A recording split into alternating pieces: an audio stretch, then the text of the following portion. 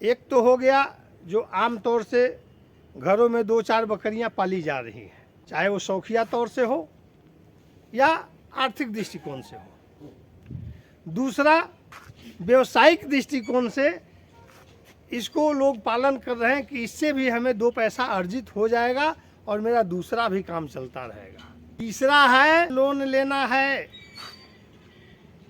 चाहे फार्म 2 साल चले अथवा न चले, फंड का पैसा आएगा, कुछ कमीशन में जाएगा और बाकी जो बचेगा वो हमारा हो जाएगा।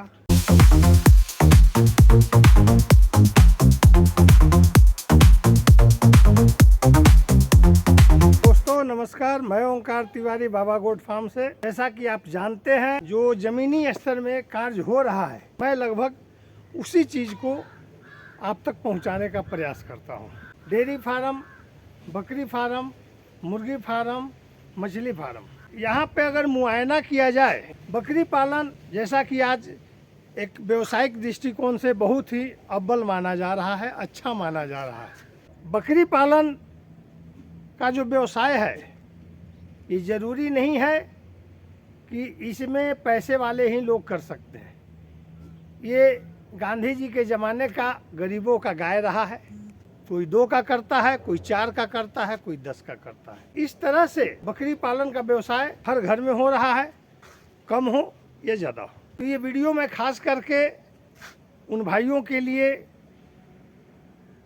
ज़रूरी समझता हूँ जो हमारे मजदूर वर्ग के भाई, साधारण परिवार के भाई दूर दराज इलाकों में जाकर के, दूर प्रांतों में जाकर के, दूर देशों में जाकर के 10, 15, 20 हज़ार की नौकरी कर रहे हैं।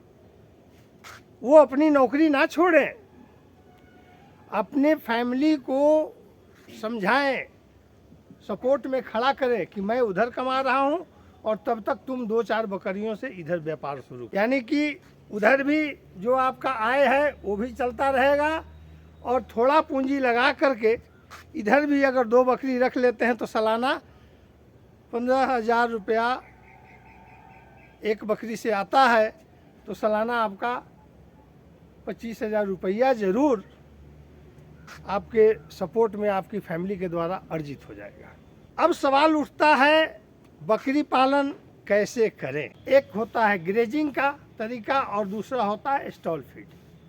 सारा काम करने के बाद बकरियों को खोल दिया नदी के बांध पे, तो कहीं नाले के बांध पे या चरागाह में सारी बकरियों को ले गए, 2 घंटा 4 घंटा चराया, दोपहर में रेस्ट किया, शाम को फिर 3-4 बजे चराई के लिए ले गए और शाम को लेकर के आ गए। ये तो हो गया ग्रेजिंग का तरीका। उसमें हमारा 0 कॉस्ट लगता है, 1 रुपया का हमें पूंजी नहीं लगता है, जो भी लगता है हमारा मेहनत लगता है। लेकिन जब हम इसको व्यवसायिक दृष्टिकोण से करते हैं, तो अगर हम ग्रेजिंग पे लेके जाते हैं तो बाकी का हमारा कोई दूसरा जो मेरा काम है वो हम कर नहीं पाते हैं, क्योंकि जो बकरी चरने के लिए चली गई वो जब तक अपना पेट नहीं भरेगी वो वापस नहीं आएगी। आप 9 बजे खोले हैं तो 11 बजे वो अपने फार्म की तरफ चल देगी। अगर 3-4 बजे खोले हैं तो शाम ढलते ढलते वो अपने फार्म की तरफ चल देगी। हमारी जो माताएं बहनें हैं वो अगर इस ढंग से ग्रेजिंग करवाती है तो उनका बाकी का काम, घर संभालना, बच्चों का स्कूल भेजना, ट्यूशन करना, ट्यूशन भेजना इत्यादि जो भी घरेलू वर्क है एक सकुशल गृहिणी का, वो काम बाधित हो जाता है। ग्रेजिंग का मतलब हो गया चरा करके रखना। स्टॉल फीड का मतलब है जिस तरह से हम गाय भैंस को बांध करके खिला लेते हैं, उसी तरह से हम बकरियों को भी बांध करके एक जगह दाना पानी जो भी देना है, हरा चारा देना है, सब खेतों से काट के लाते हैं और वहीं पे उनको देते हैं, वहीं पे वो खाती है और वहीं पे वो रहती है। जिनके पास संख्या कम है वो तो बांध के रख सकती है, लेकिन जहाँ पे संख्या ज़्यादा हो जाता है तो वहाँ पे बांधना खतरे से खाली नहीं है। जैसा आपकी सुविधा है उसके अनुकूल खाना खिलाए, खाना खाने के बाद उसमें बकरियाँ फ्री रहेगी, खाना भी फ्री स्टाइल में खाएगी। जिसका मन किया उधर खा लिया, उधर से भागा उधर खा लिया, इस तरह से भाग दौड़ करती रहेगी, वो खाना खाती रहेगी। हरा चारा का टाइम हुआ, आप खेत में गए, हरा चारा काट करके लाए, उसको दे दिए। शाम का वक्त हुआ, जो उनका आवासीय बाड़ा बना रखे हैं, शेड बना रखे हैं। शाम को उसका गेट खोल दिए, शाम को गई अपने अपने जगहों पे बैठ गई। अब सवाल उठता है ग्रेजिंग वाली बकरियों का मेंटेनेंस और स्टॉल फीड वाली बकरियों का, दोनों में फ़र्क। सीजन के अनुकूल जो बकरियां ग्रेजिंग पे जाती है वो सूखा दाना चारा खाना नहीं चाहेगी, क्योंकि उनका आदत बना हुआ है चरने का। वो चरने की तरफ जहाँ वो ग्रेजिंग में जाती है उसी तरफ मुंह करके इंतज़ार करेगी कि कब हमको ले जाए।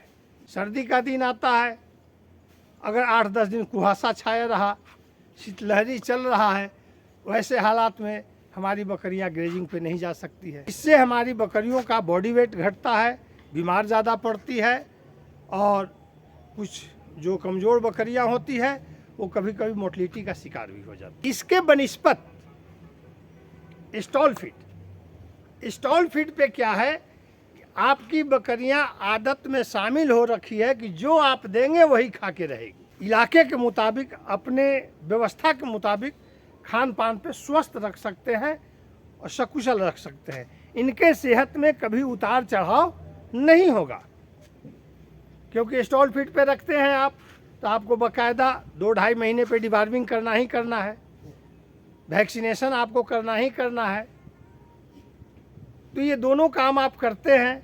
उसके बाद बरसात में आप सूखे चारा का व्यवस्था ज़्यादा करते हैं, क्योंकि बरसात में जो 8-10 दिन की बारिश ग्रेजिंग वालों के लिए होगी वो आपके लिए भी है।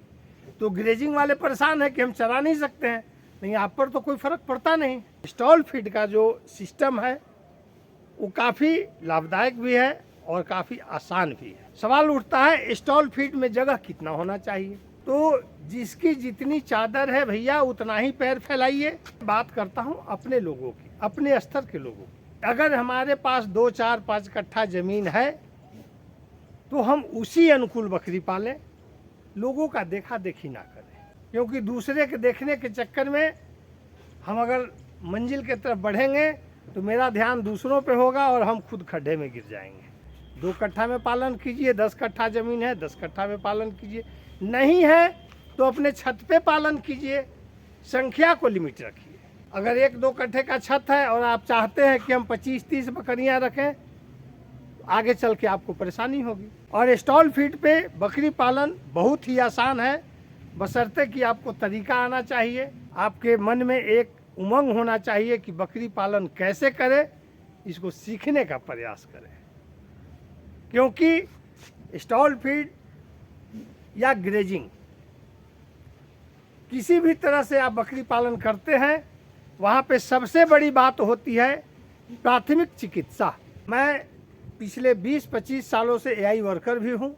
गाय भैंस का इलाज करने में जाता था, लेकिन कोई अगर बकरी पालक फ़ोन करता था, जाता तो मैं था, लेकिन वहाँ जाने के बाद मैं संकुचित हो जाता था। 2-3 हज़ार की बकरी है और इसने हमें बुलाया है इलाज करने के लिए, सुई दवाई लिख कर दिए, जो भी इंजेक्शन देना था हमने दे दिया, उचित इलाज कर दिया, जो ज़रूरी था उसके अनुकूल उनको दवा लिख दिया। लेकिन अब इनसे हम क्या पैसा मांगे? हमारे आने जाने का पेट्रोल खर्च अगर ये दे दे तो काफ़ी है।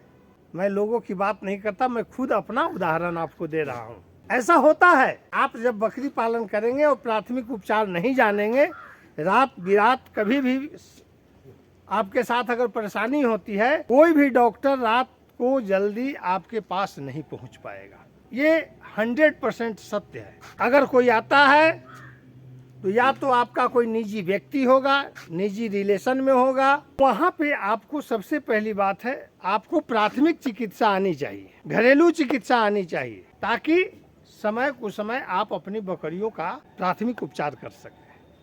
चाहे स्टॉल फीड वाले हों, ग्रेजिंग वाले हों, बिना प्राथमिक उपचार सीखे आप बकरी पालन अगर करते हैं तो समझिए राम भरोसे हिंदू होटल है, जब तक चल रहा है तब तक चल रहा है।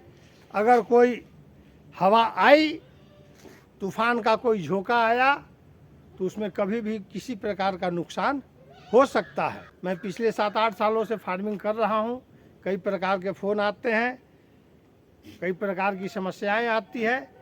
इन सब समस्याओं को मैं सोचता हूँ और मंथन करता हूँ और आपके कमेंट का इंतज़ार करता हूं। क्या मैं बता रहा हूं वो सही है या गलत है। आप किस ढंग से फार्मिंग करना चाहते हैं ये आपके ऊपर निर्भर है। ये जो वीडियो है ये फर्स्ट और सेकंड वालों के लिए ज़्यादा लाभदायक है। तीसरे के पास जुगाड़ है, पैरवी है, वो करे या ना करे उनका तो लोन होना है। तो फिर मिलते हैं दोस्त किसी नई जानकारी के साथ। जय हिंद, जय भारत।